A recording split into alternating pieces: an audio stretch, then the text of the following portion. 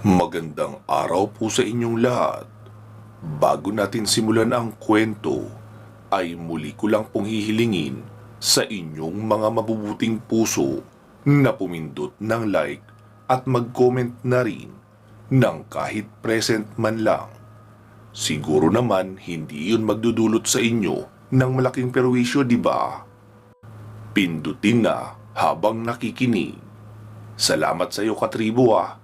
Ipagpatuloy na natin ang kwento. Dali-dali akong bumangon at hinanap si Tingting. Nakita kong malayo na siya at tumatakbo. Binantayan kong mabuti ang direksyong kanyang tinatahak at noong lumiko sa kaliwa ay doon na rin ako nagpunta. Kailangan makaatake ako sa Shadrin nang hindi noon namamalayan para hindi makailag. Pinag-aralan ko kasing mabuti ang istruktura ng katawan ng Shadrin. Maliban sa pagiging matipuno ng katawan, mukhang makunat din talaga ang balat. Ultimo ang balahibo nga noon ay parang alambre sa tigas, pero imposible sa isang nilalang ang walang kahinaan o walang malambot na parte. Nakakailang minuto na akong nag-iisip ay wala pa rin talaga akong mahanap hanggang sa maisip ko na malamang hindi matigas ang lalamunan noon pati na ang mga mata o sa madaling sabi, mga internal parts. Pumutol ako ng 2 kahoy upang gawing mga sibat. Plano kong ibabato ko iyon sa bibig ng Shadrin. Noong matapos ko iyon patulisan ay nakaabang na ako. Itinaas ko ang aking kamay at sinenyasan si Tingting na doon dumaan sa direksyon ko. Agad niya namang nakuha ang ibig kong sabihin. Nakaabang na nga ako sa may gilid. Noong malapit na si Tingting ay payuko na siyang tumakbo para bigyan ako ng daan sa aking pagbato. Buong puwersa kong ibinato ang isang sibat patungo sa bunganga ng Shadrin. Pero dahil sa tumatakbo, kaya mahirap masiguradong papasok talaga sa bibig. Tumama lang iyon sa may noo at tumalbog. Naku, mintis! Wika ko pa sa aking sarili. Tapos imbis na magtuloy sa paghabol kay Tingting, ay huminto iyon at ako naman ang tinignan ng masama. "Kuya Lino! Tumakbo ka na! Ikaw na ang bago niyang crush!" Sigaw pa ni Tingting. Pagkahakbang pa lang ng 2 noong Shadrin ay agad na akong kumaripas ng takbo. "Tingting! Umisip ka ng paraan! Hindi ako titigilan ito!" Sigaw ko pa sa kanya dahil wala akong magagawang paraan kung nasa ganoong sitwasyon ako na tumatakbo. Sa mga pagkakataong iyon ay hindi ko na nakikita sina Clea at Rene. Mukhang sila na rin ang hinahabol ng isa pang Shadrin na sumunod kina Duran. Dala-dala ko pa rin noon ang ikalawang sibat na aking ginawa. Habang patuloy ako sa pagtakbo, lingon ako ng lingon sa paligid dahil hinahanap ko si Tingting at nag-aabang kung meron ba siyang isisenya sa akin, pero wala. "Lintik, Tingting! Nasaan ka na?" Sigaw ko pa sa kanya habang tumatakbo. Hanggang sa sumigaw si Tingting ng, "Kuya Lino! Umakyat ka sa puno para hindi ka masundan!" Napalingon naman ako sa bandang itaas habang hinahanap si Tingting. Pero sa isip ko pa ay hindi pwede yun. Kahit na hindi kami masundan sa itaas ng puno, hindi naman kami makakababa. Nagmamadali nga kami sa aming lakad At sa kamalas-malasa naman, habang hinahanap ko pa si Tingting sa itaas ng mga puno, ay bigla naman akong natisod ng nakausling bato. "Patay!" Wika ko pa sa isip ko habang nasa area ko at papabagsak sa lupa. Nakita kong malapit na rin ang Shadrin sa akin. Bigla yung tumalon at siguradong makakagat ako sa dibdib. Mabuti at gumana ang mabilis kong reflexes. Bago pa ako bumagsak sa lupa, ay naitutok ko na sa paparating na Shadrin ang sibat na dala ko. Nakatukod sa lupa ang kabilang bahagi, habang tapat na tapat naman sa bunganga noong Shadrin ang kabilang dulo na may matulis. Pumasok nga talaga iyon sa lalamunan ng Shadrin at tumagos pa sa bato. Hingal na hingal ako habang nakapigil pa rin sa sibat. Hindi na gumagalaw ang Shadrin hanggang sa tuluyan ng napaluhod at bumagsak sa lupa. Ang galing mo, Kuya Lino! Kung hindi ka pa natapilok, hindi mo yan mapapatay! Sabi ko naman, ang galing din ang naisip mong paraan, Ting, no? Mamamatay tayo sa gutom sa solusyon mo. Tingin mo ba, makakababa pa tayo sa puno kung babantayan tayo ng isang Shadrin? Mauuna siguro tayong mamatay sa gutom bago magsawa ang mga Shadrin sa pag-aabang sa atin. Sabi naman ni Tingting, mabilis ang pag-iisip ang inuutos mo eh. At yun lang din ang naiisip ko. Sabi ko naman, tara na, bumaba ka na rito para hanapin natin ang mga kasama natin.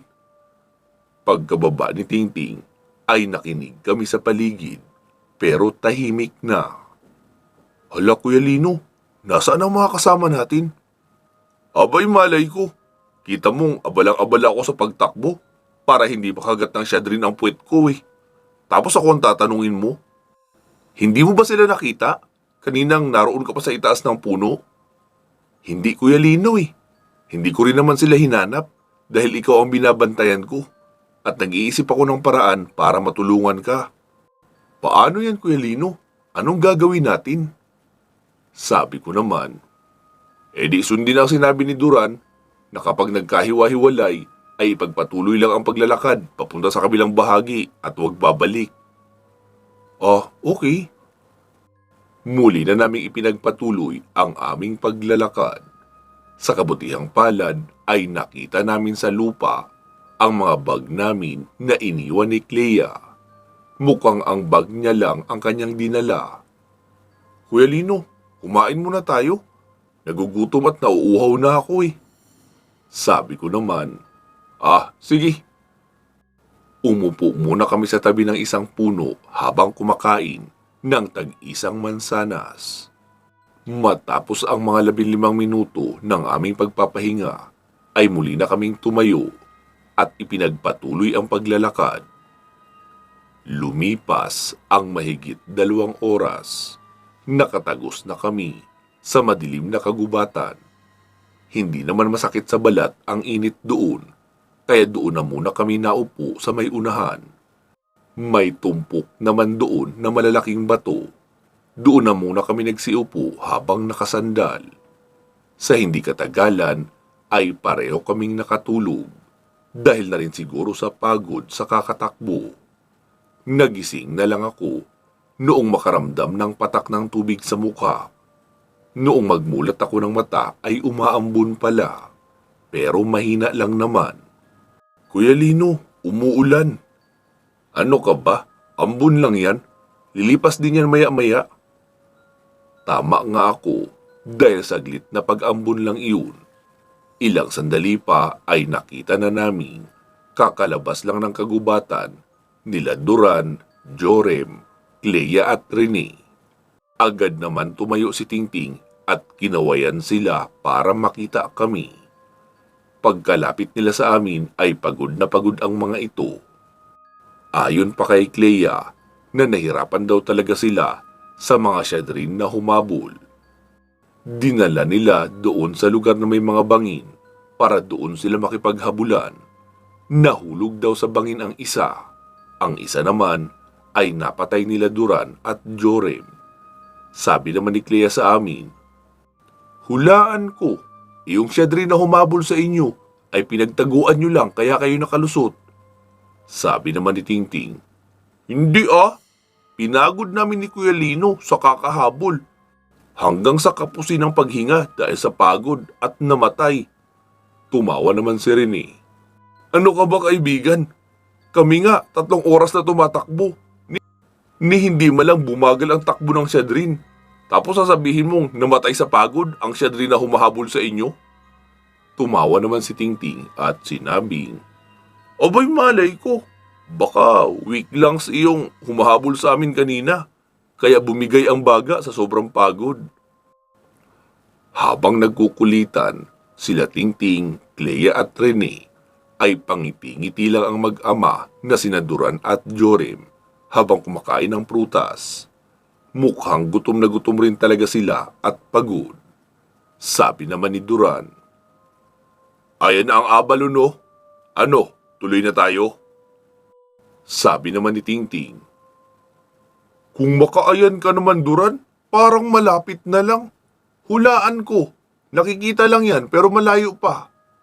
Sabi naman ni Duran, Mga kalahating araw siguro na lakaran." Sumagot naman si Tingting na nakausli ang nguso. "Kita mo to si Duran, kung makaayan, kalahating araw pa pala na lakad. Bukas na tayo tumuloy. Magpahinga muna tayo. Hindi natin alam kung may makakalaban na naman tayo doon. Tapos wala na tayong lakas para lumaban. Papanaw lang tayo nito ng maaga." Sabi naman ni Duran, "Akala ko ba nagmamadali kayo?" "Oo, nagmamadali kami makauwi, pero hindi kami nagmamadaling pumanaw. Kung maglalakbay tayo agad papuntang Abalon na nanghihina, ang pagpanaw namin ang siguradong magiging madali, hindi ang pag-uwi." Nakangiti naman si Duran na sumagot, "Kayo bahala. Ikaw ba, Lino? Ganon din ang desisyon mo?" Tanong pa ni Duran sa akin. "Oo, Duran. Wala akong balak pasalin si Tingting kapag napagod yan sa paglalakbay patungong Avalon." Di sige, magpahinga na muna tayo. Hapon na rin naman. Bukas na umaga na tayo tumuloy." Wika pa ni Duran. Doon na nga kami nagpahinga sa aming kinapwestuhan. Si Jorim naman ang nanguha ng mga kahoy para may pangsiga sa kinagabihan. Kinabukasan, noong magising ako, ay katulad lang din ng nakaraan. May mga pagkain ang nakahanda, kaya nagmumug lang ako at kumain na rin agad para mabilis nang makakaalis kapag handa na ang lahat. "Ano, handa na kayo?" Tanong pa ni Duran. Sabi ko naman, "Oo, sige, tara na." Nagsitayo na nga kami at nagpatuloy na sa paglalakbay. Isang disyerto na rin naman ang aming nilalakaran, kaya hindi na nakakatakot na maaaring may nagtatagong kalaban sa paligid. May pailan-ilan kaming nakakasalubong at nakakasabay na mga manlalakbay. Pero normal lang ang lahat. Hindi nila kami tinitignan, kaya walang pakialamanan. Sa tingin ko nga, ay pangkaraniwang mamamayan lang din ang mga iyon sa mundo nila. Sumapit ang hapon. Huminto kami sa isang puno malapit sa may Avalon. Nagsalita si Duran. "Babaylan, hanggang dito na lang kami. 5 minutong lakad na lang siguro ay teritoryo na ng Avalon.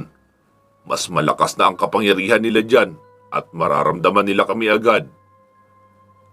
Sabi ko naman, "Maraming salamat sa inyo Duran at Jorim." Sumagot naman si Duran, "Wala kang dapat ipagpasalamat, Babaylan. Wala kang utang sa amin. Kami ang may malaking utang na loob sa iyo. Kung hindi sa iyo, ay siguradong nalipol na ang lahi namin. Kahit pa kasi nakatakas ang ibang mamamayan sa aming pamayanan, ay hindi rin malayong masundan sila ng mga Durlak. Hindi mahirap sa mga Durlak ang maghanap ng mga target nila dahil mabibili silang tumakbo at marami rin. Kaya kung ikakalat nila ang kanilang mga tauhan ay hindi magtatagal. Matatagpuan na rin nila ang mga nagtatagong pamayanan. Ang lipulin na lang sila ang tanging paraan para makaligtas ang mga mamamayan na namumuhay ng mapayapa.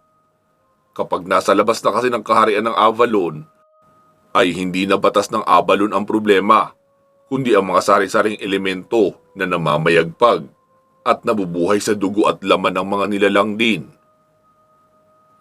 Sige Duran, tutuloy na kami. Lino, kung sakaling kailanganin mo ng tulong, kahit tulong para sa isang digmaan, ay handa kaming tumulong sa iyo. Puntahan mo lang kami ng maaga para makapaghanda rin ang hukbo namin. Utang naming lahat ang aming buhay sa iyo. Maging ang mga namatay naming mamamayan ay nagkaroon ng panibagong buhay dahil sa iyo. Pagpalain ka nawa ni Bathala sa lahat ng iyong mga misyon, Babaylan. Maraming salamat, Duran.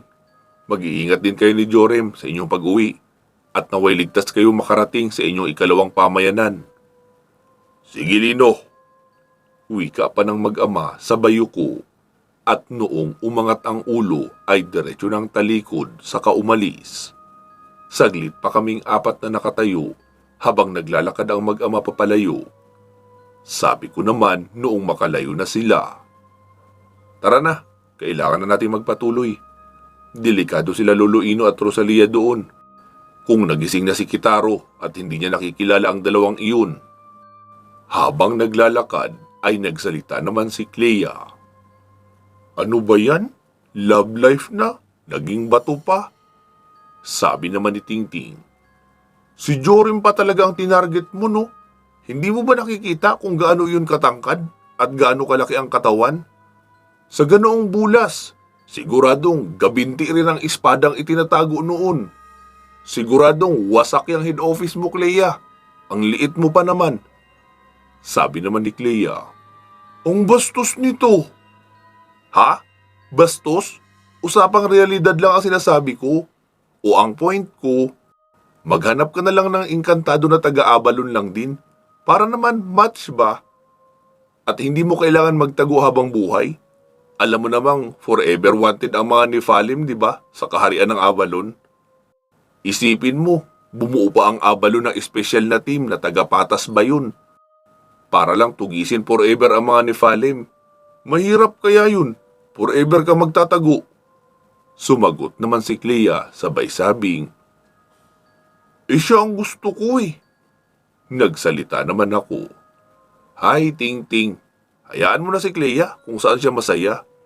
Kung mawasak man yung head office niya, edi tahiin na lang. Tsaka, ano naman, kung maging wanted na rin si Clea sa Avalon forever, hindi naman niya nakatira doon. Tsaka technically, wanted din talaga ngayon si Clea, di ba? Sabi ni Tingting. Ay, oo nga pala no, wanted ka rin pala ngayon. Sabi ko naman, ganito na lang Clea, kapag natapos na ang mga mahihirap na misyon, edi dumalaw ka sa mundong ito. Tutulungan kitang makabalik sa pamayanan nila Joram. Tapos, ipapakiusap ko na mag-staycation ka doon ng mga 1 taon. Siguro naman sapat na panahon na yun para makabuo kayo ng samahan ni Joram. Kung may ma-develop at maging kayo, edi doon ka na sa kanila forever. At kung wala naman, edi pwede ka pang bumalik sa lugar natin. Lumiwanag naman ang mukha ni Clea at napatingin sa akin. Talaga, Lino? Gagawin mo yun para sa akin? Abay, oo naman. Ikaw pa ba? Sa dami ng naitulong mo sa amin. Maliit na bagay lang iyon kung ikukumpara. Salamat, Lino ah. Wika pa ni Clea sabay yakap sa akin mula sa gilid. Oh, ano nang balak natin ngayon, Clea? Ikaw na ang magplano. Wika ko pa sa kanya. Sabi niya naman, may pupuntahan tayong mga kakilala o di kaya kaibigan. Hindi yun kalayuan dito. Para makapagpahinga na rin tayo at makakuha ng impormasyon. Sumagot naman si Tingting. Ayos yan, Clea. Nagugutom na ako eh. At napapagod na rin ako sa kalalakad. Nagpatuloy pa nga kami sa paglalakad. Tapos ilang saglit pa ay huminto si Clea. Pinatayo niya kami sa tabi ng malaking puno. Umikot siya doon ng 3 beses. Tapos nagpalinga-linga sa magkabila. Saka kami itinulak papadiin sa puno. Nagulat naman kami ni Tingting. Pero mas nagulat kami dahil paano kami natumba nakasandal naman kami sa puno. Noong ilibot namin ang aming paningin ay nasa ibang lugar na pala kami. Sabi naman ni Clea, sige na, tara bilis. Dali-dali na kaming bumangon at naglakad. Masukal na kagubatan iyon.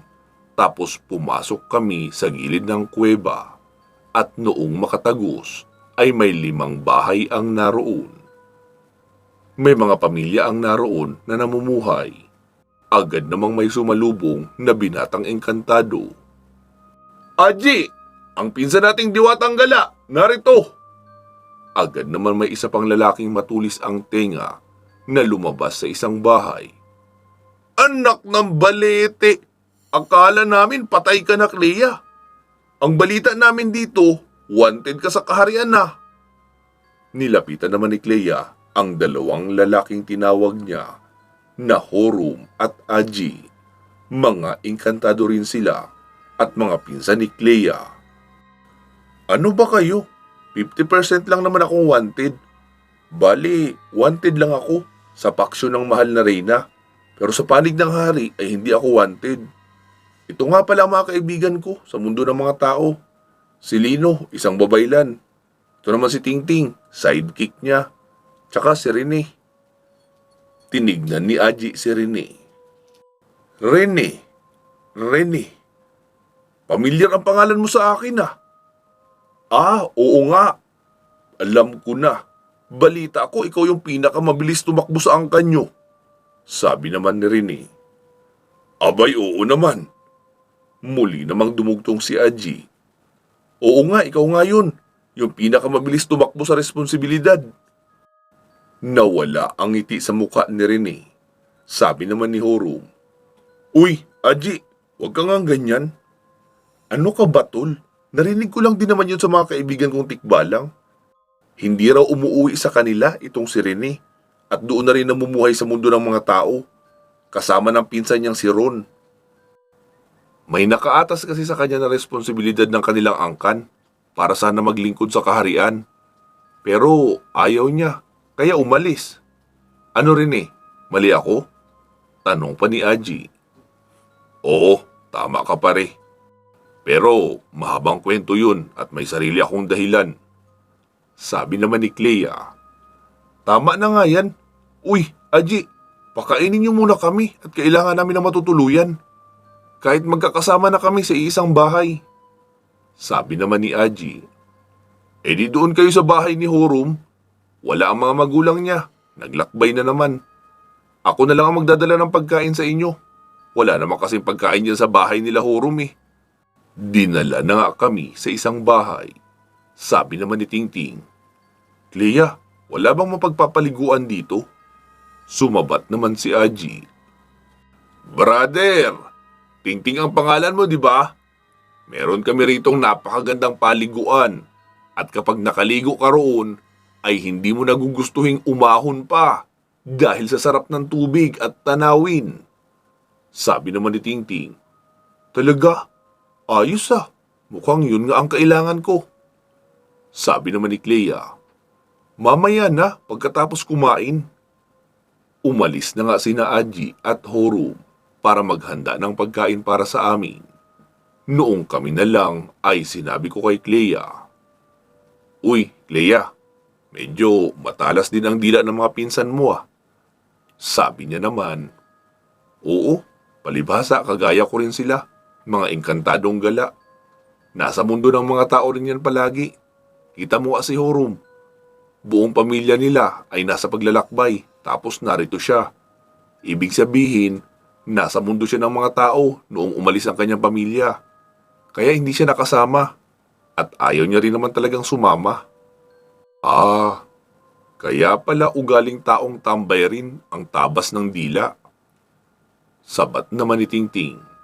Makalipas ang kalahating oras siguro ay bumalik na ang dalawa. May dalang kamote at inihaw na isda. Hay sa wakas, lutong pagkain, hindi prutas. Bulalas pa ni Tingting. Sabi naman ni Horum. Bakit? Puro ba prutas ang kinakain nyo? Sumagot naman si Clea. Malamang, kita mong malayo-layo rin ang pinanggalingan namin. Bakit? Saan ba kayo galing? Tanong pa ni Horum. Nagkatingin na naman kami. Tapos sabi ni Clea. Galing kami sa mundo ng mga tao. Tapos pagkapasok namin dito, ay hinabol kami ng mga buitre. Kaya ayun, 4 o 5 araw na yata kaming pakalat-kalat sa kabundukan. Bago nakabalik sa direksyon papabalik dito. Ah, maswerte kayo at nakaligtas pa kayo. Sadyang mababangis talaga ang mga buwitre at bihira ang nakakatakas sa kanila. Patuloy pa sa pagsasalita si Nahorum at Aji habang kumakain kami. Ako naman ay tahimik lang. Akala ko talaga ay babanggitin pa ni Clea ang tungkol kina Duran. Ang sabi pa naman ni Duran na kinamumuhian sila ng karamihan ng mga diwata at mga engkanto. Kaya maaaring isuplong din kami ng dalawang pinsan ni Clea kapag nalaman nilang nakasama namin ng matagal ang mga Nephalim. Matapos makakain ay dinala na kami sa isang maliit na talon. Tapos sa ibaba noon ay parang maliit na ilog lang din. Pero mainit ang tubig at umuusok pa. Hindi naman init na makakaluto ng katawan ng tao. Pero sa tingin ko, malasado pa rin ang kakalabasan ng mga eggs namin kapag nagtagal na nakababad doon. Agad naghubad ng lahat ng kasuotan ang dalawa o sina Aji at Horum. As in hubad lahat, sabay lusong doon sa ilog. Sabi naman nila, "Oh, akala namin gustong-gusto nyo ng maligo. Ano pang hinihintay nyo?" Sabi naman ni Clea, "Oo nga, sige na, lusong na." Wika niya pa, sabay alis din ang lahat ng kanyang kasuotan. Nagulat kami ni Tingting dahil akala namin makikita na namin ang lahat kay Clea. Pero parang may mga dahon na nakadikit sa ibabaw ng kanyang masiselang parte. Tapos lumusong na sa tubig. Kahit nahihiya kami ni Tingting, ay wala na kaming nagawa. Naghubad na rin kami at lumusong. Si Rene kasi ay hindi nahihiya. Mabilis siyang sumunod kina Aji sa paglusong. "Wow! Ang sarap ng tubig, Kuya Lino. Sobrang nakaka-relax. Nakakaalis ng pananakit ng katawan." Wika pa ni Tingting habang nakaunan ang ulo sa isang bato. Maging ako man ay nakapikit na rin at ninanamnam ang init ng tubig. Saktong-sakto talaga iyon sa mga masakit kong kalamnan. Ilang saglit pa ay inilubog ko ang aking ulo sa tubig para malinisan na rin. May nakita rin kaming mga dahon sa gilid. Naalala ko, iyong mga dahon na ginagamit nilang sabon.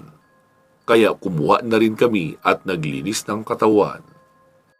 Habang nakasandal kami roon at nagre-relax, ay nakarinig kami ng tawanan ng mga kadalagahan na parang kinikilig at nagbibiruan.